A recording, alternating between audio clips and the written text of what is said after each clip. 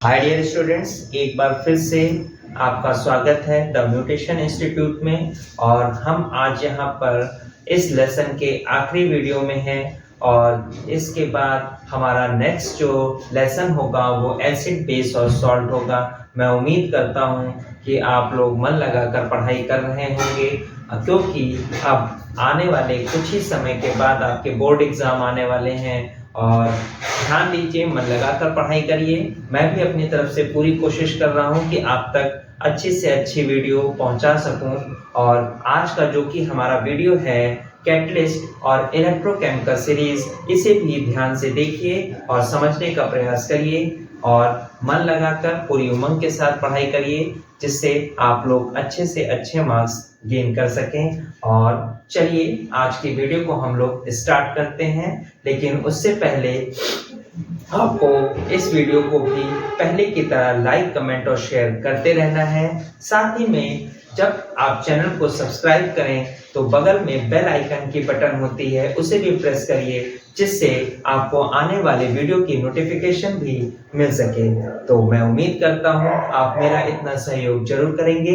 और चलिए स्टार्ट करते हैं ज़्यादा टाइम न लेते हुए अपनी वीडियो को। जो कि पहला टॉपिक इसमें ले रहे हैं वो है कैटलिस्ट और उसके बाद इलेक्ट्रोकेमिकल सीरीज। तो चलिए लेट्स प्ले स्टार्ट। तो आज का हमारा यहाँ टॉपिक है कैटलिस्ट। और कैटलिस्ट क्या है पहले हम इसको देखते हैं। तो देखिए कैटलिस्ट के अगर डेफिनेशन को लेकर अगर हम बात करें तो कैटलिस्ट की डेफिनेशन देखिए पहले। Catalysts are those substances which increase or decrease the rate of chemical reaction but themselves remain unchanged। अब यहाँ पे ये है क्या? ये है कि कैटलिस्ट हमारे ऐसे सब्सटेंस होते हैं जो क्या करते हैं, रेट ऑफ रिएक्शन को, यानी रिएक्शन की स्पीड को, अभिक्रिया की दर को क्या करते हैं, बढ़ाते हैं या घटाते हैं, डिक्रीज और इंक्रीज। तो यहाँ पे इंक्रीज और डिक्रीज इसीलिए बोला गया है कि ये क्या कर रहे हैं, रेट ऑफ केमिकल रिएक्शन को क्या कर रहे हैं, इंक्रीज या डिक्रीज, यानी ये रिएक्शन को क्या करेंगे, उसकी स्पीड को बढ़ाएंगे और या घटाएंगे। ये ऐसे सब्सटेंस होते हैं। एग्जाम्पल के थ्रू अगर इसे हम समझना चाहें तो कैसे समझेंगे, आइए हम लोग अपने फर्स्ट एग्जाम्पल से देखते हैं। तो देखिए फर्स्ट एग्जाम्पल में हमने लिया है पोटेशियम क्लोरेट। अगर हम पोटेशियम क्लोरेट को गर्म करते हैं, और आपको पता है कि डेल्टा का सिंबल हम लोग हीट के लिए यूज करते हैं, तो यहाँ पे हमने हीट को दिखाया हुआ है, लेकिन इसके साथ साथ एरो के नीचे आपने देखा होगा कि मैग्नीज डाइऑक्साइड भी लिखा हुआ है, यानी MnO2, मैग्नीज डाइऑक्साइड। ये जो हमारा मैग्नीज डाइऑक्साइड है ये क्या कर रहा है, इस पोटेशियम क्लोरेट के लिए एज अ कैटलिस्ट वर्क कर रहा है। और ये क्या करेगा, इस रिएक्शन की स्पीड को क्या करेगा, उस लेवल पे ले जाएगा जिससे ये रिएक्शन इजीली पॉसिबल हो। तो याद रखिए कि ये मैग्नीज डाइऑक्साइड पोटेशियम क्लोरेट को पोटेशियम क्लोराइड और ऑक्सीजन बनाने में हेल्प करेगा। तो सेकेंड एग्जांपल की तरफ देखते हैं, और ये हमारा मोस्ट इम्पॉर्टेंट रिएक्शंस में आता है। ये आपके क्लास इंटर में हाइबर प्रोसेस के उसमें था, हाइबर रिएक्शन, और इसमें नाइट्रोजन और हाइड्रोजन आपस में मिलके अमोनिया को बनाते हैं। और ये देखिए कि इसमें एज अ कैटलिस्ट के फॉर्म में हम लोग आयरन को ले रहे हैं। देखिए तो नाइट्रोजन और हाइड्रोजन आपस में रिएक्ट कर रहे हैं। 723 टू 773 केल्विन पर इसे हम लोग हीट करेंगे। और यहाँ पे जैसा मैंने बताया कि आयरन को हम लोग एज अ कैटलिस्ट फॉर्म में ले रहे हैं। तो ध्यान दीजिए, जैसे ही ये आयरन क्या करेगा, कैटलिस्ट के फॉर्म में यहाँ पे प्लेस किया जाएगा, तो ये नाइट्रोजन और हाइड्रोजन आपस में मिलके अमोनिया बना लेंगे।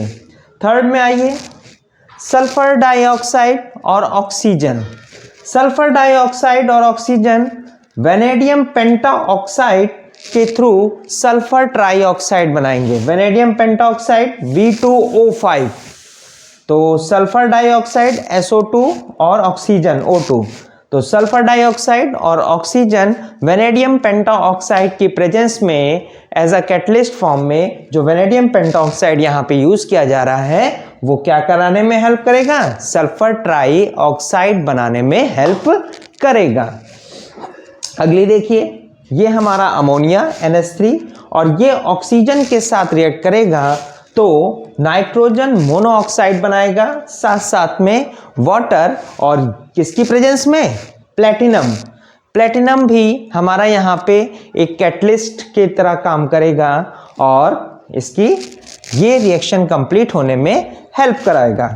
नेक्स्ट वन हमारा एथेनॉल है, एथिल अल्कोहल के नाम से भी जानते हैं, C2H5OH। C2H5OH को जब हम लोग क्या करेंगे?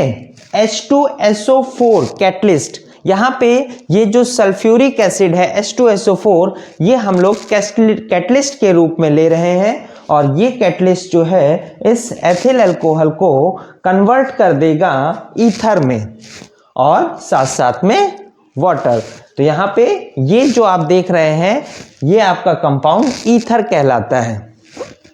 तो इस तरीके ये होता है कि कैटलिस्ट क्या करता है? उस रेट ऑफ रिएक्शन को क्या करता है? इंक्रीज और डिक्रीज। तो इस तरीके हमारा ये कैटलिस्ट जो था वो आपका पूरा होता है और अब हम लोग यहाँ पे इलेक्ट्रोकेमिकल सीरीज की तरफ चलेंगे। तो इलेक्ट्रोकेमिकल सीरीज में देखते हैं कि कौन सा एलिमेंट इस सीरीज में ऊपर है और कौन सा एलिमेंट इस सीरीज में नीचे, और इसी के बेस पे हमारी डिस्प्लेसमेंट रिएक्शन होती है। यहाँ पे सबसे पहले आपका ये दिमाग में रखिए कि एक स्क्रीनशॉट ले लीजिए जिससे आपके पास ये पिक्चर रहे कि इसी तरीके इलेक्ट्रोकेमिकल सीरीज को लिखना है और इसमें किसी भी एलिमेंट को ऊपर और नीचे आपको अपनी तरफ से नहीं करना है। तो पहले स्क्रीनशॉट फिर हम लोग इसको समझेंगे। तो आइए, अब यहाँ पे स्क्रीनशॉट हो गया होगा और आइए अब हम लोग इसको एक सीरीज को अच्छी तरीके से समझते हैं और सिस्टम को अप्लाई करते हैं। तो देखिए, सबसे पहले यहाँ पे जो फर्स्ट नंबर पे लिथियम, सेकंड में पोटेशियम, थर्ड में बेरियम, फोर्थ में Sr जिसको स्ट्रोंटियम के नाम से जाना जाता है, calcium, sodium, magnesium, aluminium, manganese, zinc, iron, cobalt, nickel, tin, hydrogen, copper, mercury, silver और गोल्ड। तो ध्यान दीजिए, ये एक सीरीज है जिसे हम लोग इलेक्ट्रोकेमिकल सीरीज के नाम से जानते हैं और जो इसमें टॉप पे होता है वो मोस्ट रिएक्टिव होता है और जो सबसे लास्ट में होता है वो लीस्ट रिएक्टिव हो जाता है। तो यहाँ पे इसी तरीके जैसे जैसे हम इस सीरीज में नीचे की तरफ जाते जाएंगे वैसे वैसे उसकी रिएक्टिविटी कम होती जाएगी या डिक्रीज होती जाएगी।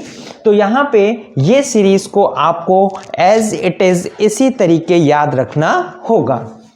आइए हम लोग अब इस सीरीज को एज अ एग्जाम्पल से भी समझ लें कि किस तरीके इस सीरीज को इस एग्जाम्पल में सेट किया जाएगा और कैसे कैसे ये सीरीज अप्लाई होगी। तो देखिए, पहला हमने लिया है मैग्नीशियम और कॉपर ऑक्साइड CuO। तो देखिए यहाँ पे मैग्नीशियम जो है यानी मैग्नीशियम की प्लेस ये रही और यहाँ पे कॉपर की प्लेस आपको दिखाई दे रही होगी, यहाँ ये सबसे नीचे है। इसका मतलब कि मैग्नीशियम कॉपर से ज़्यादा रिएक्टिव है, मच मोर रिएक्टिव है, इसलिए ये क्या करेगा, कॉपर को रिप्लेस कर देगा और यहाँ पे मैग्नीशियम ऑक्साइड फॉर्म कर लेगा और कॉपर हमारा रिप्लेस होकर अलग हो जाएगा। ठीक इसी तरीके अगर हम लोग अपने सेकेंड एग्जाम्पल को लें जिसमें हमने आयरन और हाइड्रोक्लोरिक एसिड की रिएक्शन कराई है। तो आयरन जो देखेंगे अगर हम इस इलेक्ट्रोकेमिकल सीरीज में, तो आयरन की पोजीशन ये रही और हाइड्रोजन की जो पोजीशन है वो आपकी यहाँ रही। अगर इन दोनों पोजीशनों को अगर हम टैली करें तो आयरन जो है वो हाइड्रोजन से ऊपर है, इसका मतलब कि वो हाइड्रोजन को रिप्लेस कर देगा। तो यहाँ पे आयरन ने इस हाइड्रोजन को रिप्लेस किया है और आयरन क्लोराइड को बना लिया है। इसी तरीके यहाँ पे थर्ड रिएक्शन जो कि आपके जिंक और सल्फ्यूरिक एसिड को लेकर है। तो अगर हम इसको इलेक्ट्रोकेमिकल सीरीज में देखते हैं तो जो जिंक की पोजीशन है वो आपकी यहाँ पे है और हाइड्रोजन की पोजीशन आपकी यहाँ है। जिंक जब हम देख रहे हैं तो वो हाइड्रोजन से क्या है, ऊपर है। इस यानी जिंक क्या कर सकता है, वो इस हाइड्रोजन को रिप्लेस कर जिंक सल्फेट बनाएगा और हाइड्रोजन इससे रिप्लेस हो जाएगा। तो यहाँ पे फोर्थ में देखेंगे कि मैग्नीशियम और कॉपर सल्फेट। मैग्नीशियम क्या है, मैग्नीशियम की पोजीशन ये रही और कॉपर की पोजीशन ये रही। आपको इस सीरीज में दिख रहा होगा कि मैग्नीशियम कॉपर से इलेक्ट्रोकेमिकल सीरीज में ऊपर है, इसलिए मैग्नीशियम इस कॉपर को भी रिप्लेस कर देगा और मैग्नीशियम सल्फेट बना लेगा। यहाँ पे हम अपनी लास्ट रिएक्शन को देख रहे हैं। लास्ट रिएक्शन में हमने लिया है एल्युमिनियम जो फेरिक ऑक्साइड के साथ रिएक्ट कर रहा है। फेरिक ऑक्साइड यानी Fe2O3 और फेरिक ऑक्साइड के साथ एल्युमिनियम रिएक्ट करके एल्युमिनियम ऑक्साइड बनाएगा और आयरन को रिप्लेस कर देगा। यहाँ पे अगर इसकी पोजीशन को हम इलेक्ट्रोकेमिकल सीरीज में देखते हैं तो देखिए एल्युमिनियम की जो पोजीशन है वो आपकी यहाँ पे है और आयरन यहाँ पर है। अगर कंपेयर करें एल्युमिनियम और आयरन में तो एल्युमिनियम आयरन से ऊपर है इस सीरीज में, इसलिए वो अपने से लेस रिएक्टिव को रिप्लेस कर देगा। इसीलिए एल्युमिनियम आयरन को रिप्लेस करके एल्युमिनियम ऑक्साइड बना ले रहा है और यहाँ पर आयरन रिप्लेस हो जा रहा है। तो इस तरीके हमने कुछ एग्जाम्पल के थ्रू ये जाना कि इलेक्ट्रोकेमिकल सीरीज किस तरीके वर्क करती है। लेकिन आपको इलेक्ट्रोकेमिकल सीरीज की इस सीरीज को एकदम एज इट इज इसी सीक्वेंस में याद रखना होगा। हालांकि आप लोग, मैं जानता हूँ, मेहनत करेंगे और अच्छी तरीके से इसको याद करेंगे और समझेंगे। और जैसा कि अब हम लोगों ने इस चैप्टर के सभी टॉपिक्स को क्लियर कर लिया है और हम लोग अब नए चैप्टर की तरफ चलेंगे, एसिड, बेस और सॉल्ट। तो यहाँ पे ध्यान दीजिए कि इस चैप्टर को नंबर 1 वीडियो से जब तक लास्ट ये जो वीडियो चल रही है यहाँ तक आप लोग अगर एक सीक्वेंस में देखते हैं तो आपको समझ में अच्छी तरीके से आएगा और चैप्टर भी आपका क्लियर होगा।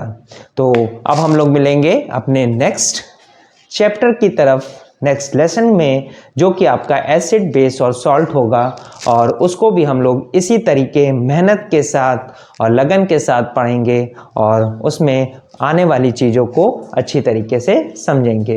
तो फिलहाल में यहाँ पे हम लोग आज का टॉपिक क्लोज करते हैं और साथ साथ में आज की वीडियो को वाइंड अप करते हैं। लेकिन जाने से पहले मैं आपको ये बता दूं कि आप चैनल में बने रहिए और सबसे बड़ी बात है कि वीडियो को पूरा देखें।